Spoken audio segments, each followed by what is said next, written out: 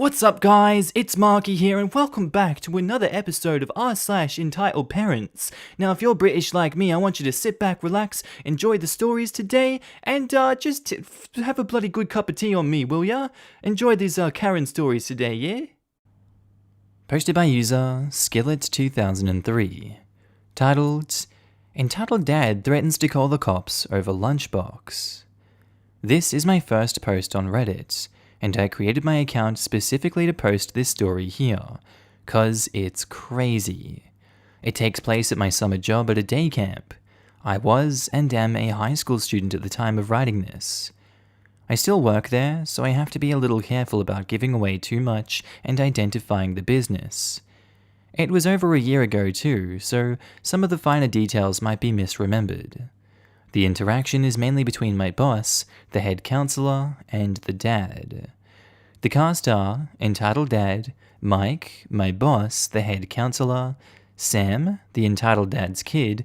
I don't want to call him Entitled Kid, as I really blame the parenting here, and he wasn't bad at all in this story. And the other counselors and I. As I mentioned, I'm mostly an observer here. So it's the end of the day on Friday.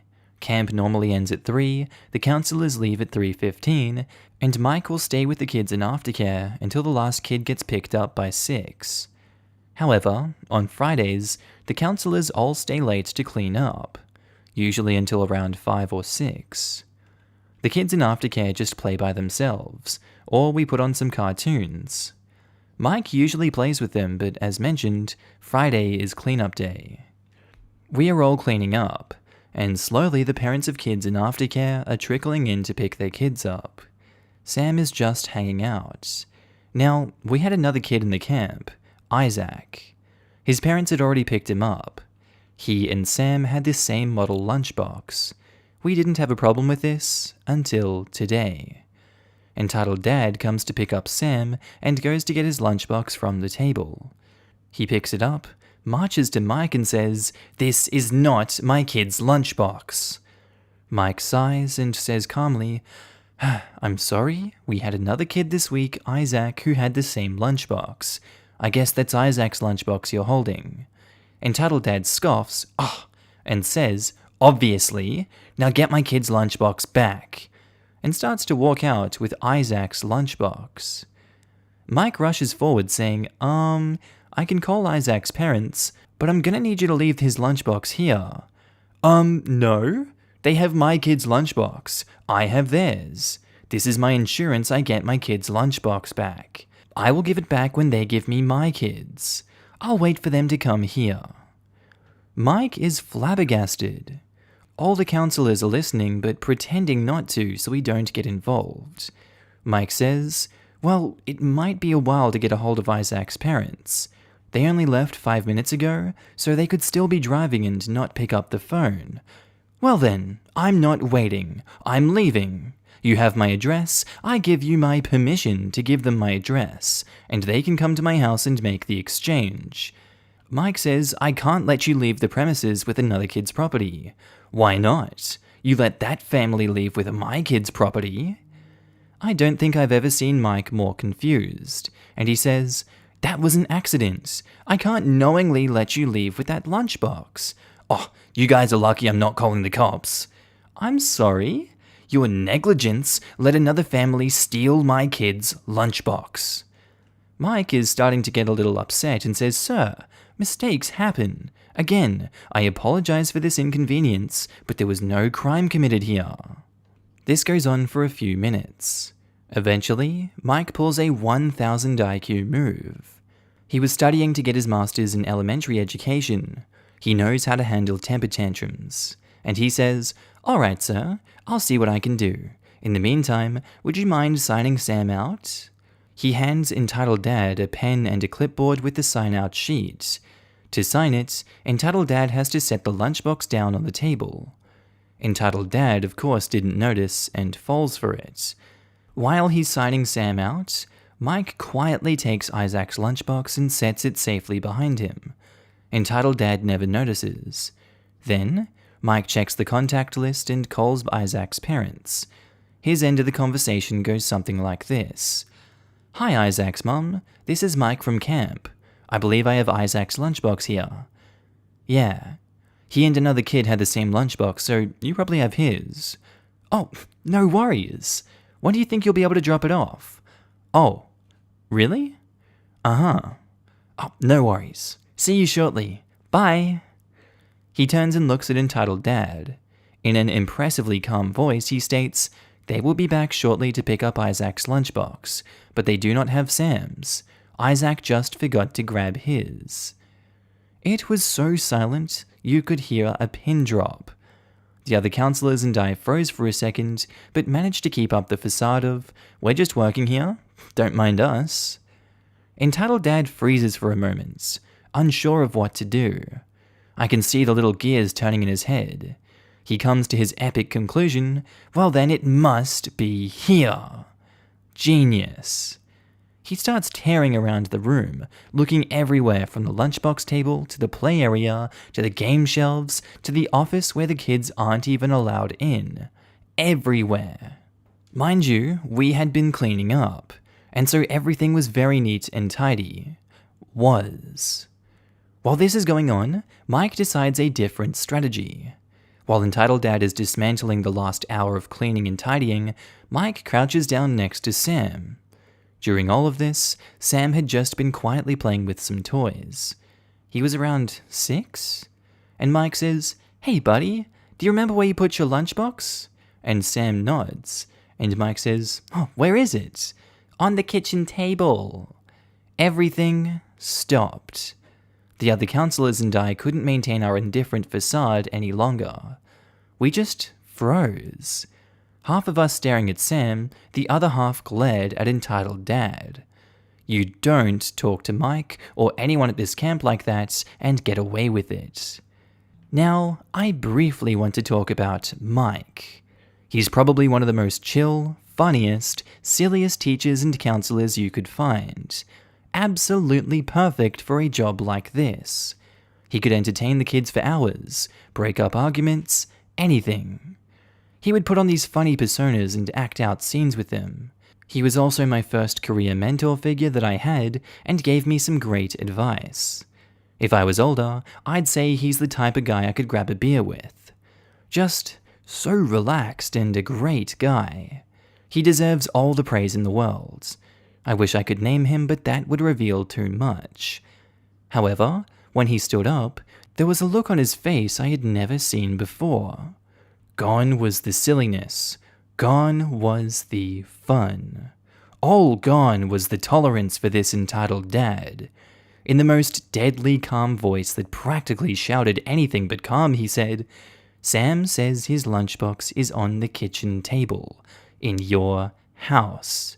He says he never brought the lunchbox to camp today. The lunchbox isn't here. Entitled Dad once again freezes. His face goes white, then red, then blue.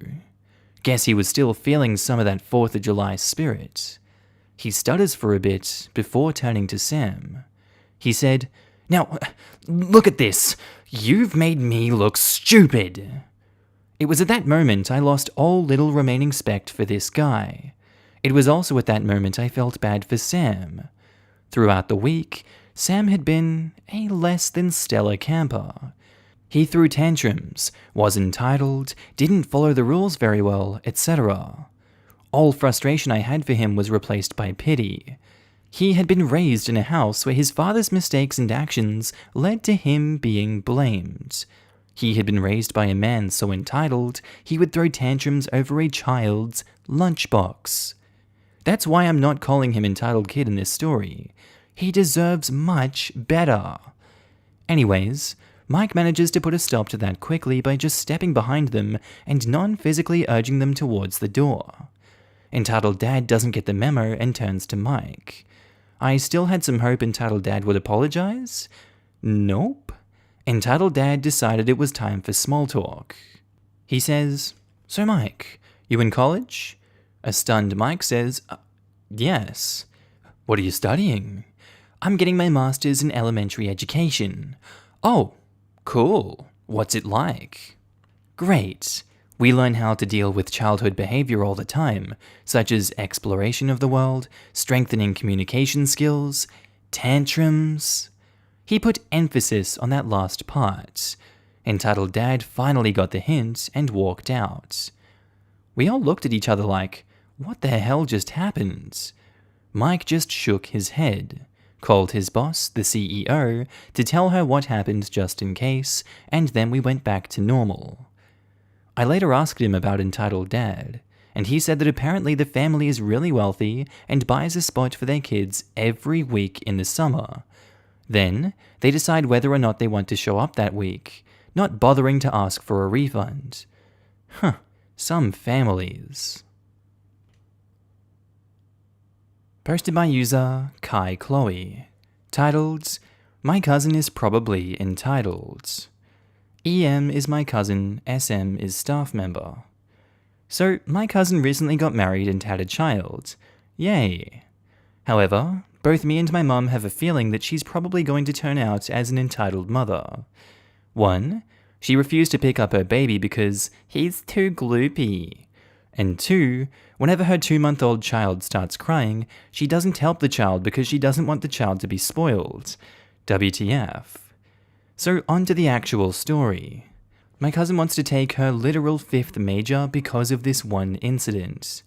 One day, she went to one of those big grocery stores in China which have a lot of random things. A lot of them have random things from pianos to actual groceries to scooters. So she went to one of those to buy baby clothes. She goes in and sees baby clothes that she likes and are in correct size. But they fell on the floor and she picked them up.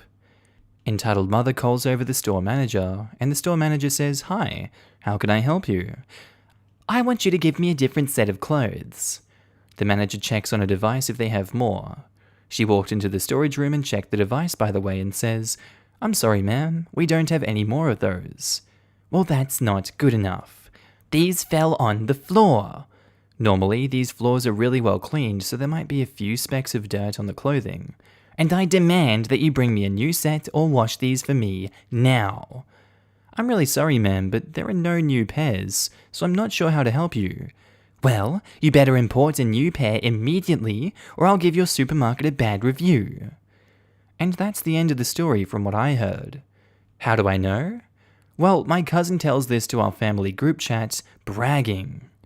I swear she starts bragging that she yelled at a supermarket staff member over not being bothered to wash newly bought clothes. Does anyone have any idea how to de-Karenize my cousin? Posted by user kittylebowski. Titled, My parents took me out to dinner to question my political views. So my parents started harassing me about voting. I told them I was going to. They kept bugging me about who I'm voting for. I shut them down, and as we are leaving the restaurant, my father yells, "If you love us, you will vote for Trump!" Of course, everyone in the restaurant thought this was hilarious. Posted by user Dad Beats Me 69. Titled, I work at KFC. It was Employee Appreciation Week, and my work had given us water bottles and balloons that were hung out front. Keep in mind, our front part was closed. Only the drive-through window was open due to the pandemic. Now, this was in the middle of a rush, and I was trying to get this woman out as fast as I could because other customers were waiting. And one of the children sees a balloon and asks if they can have one. I said I couldn't because I wasn't supposed to give them away. So this lady goes, "It's just one balloon, it couldn't hurt that much." And I apologized and said I couldn't do it. She then proceeded to yell at me while her child was screaming in the back seat, and my manager was brought out. She apologized to the lady and gave her a free cookie, and said that she couldn't give away the balloons. Now, we have a survey where you can review certain employees by name, and the very next day, I had a 1-star rating and a very angry story about me being rude and entitled, all because I wouldn't give this child a balloon. Posted by user Bella791. Titled, Parents Just Assuming That You Will. One of my biggest pet peeves that my parents used to do, and something my boyfriend's parents do, is just assuming you'll be able to do something for them without asking. I do not think it is bad for a parent to ask their kid to help out. For instance, watching siblings running errands, etc. But for the love of God, tell them first. You can't just wait until 5 minutes before you need something done and spring it on them last minute. We are humans and we have lives too. My boyfriend is 20, and today we were supposed to hang out when I got back from the store. I just got back and he gets in his car to come over, and his mother calls and says that he can't leave because she needs him to wait until his brother is ready to be picked up from his friend's house and drive him home. If she would have asked earlier, it would be no big deal. Hey, I need you to pick your brother up from his friend's house later. Easy, simple communication. But no, they have to wait until he is about to drive away. They do this all the time with every little thing, and it is insanely frustrating. They will last minute, without warning, demand he watch his brothers for hours, when we already had plans. And if he says he has plans, they're like, oh well, just change them or cancel. Like wholly entitled. Generally, when you need people to do stuff for you, it's nice to effing ask first. Posted by user pipoca quemada, titled, Entitled Mother Gets Mad That I'm on My Period. This happened before pandemic. The cast are my friend, Entitled Mum, me, myself, and I. So I decided to stay over at my friend's house for the weekend. I had forgotten to put extra tampons in my bag. I arrive and for the most part everything was alright. I already knew Entitled Mother was entitled sometimes, because my friend told me, but I never saw it. We were just talking and watching Netflix, and the urge to go to the bathroom hit me. I then realized that, yup, that was my period. I asked my friend if I could use one of her tampons because I forgot to bring some. My friend gave me one, and I thought everything was okay.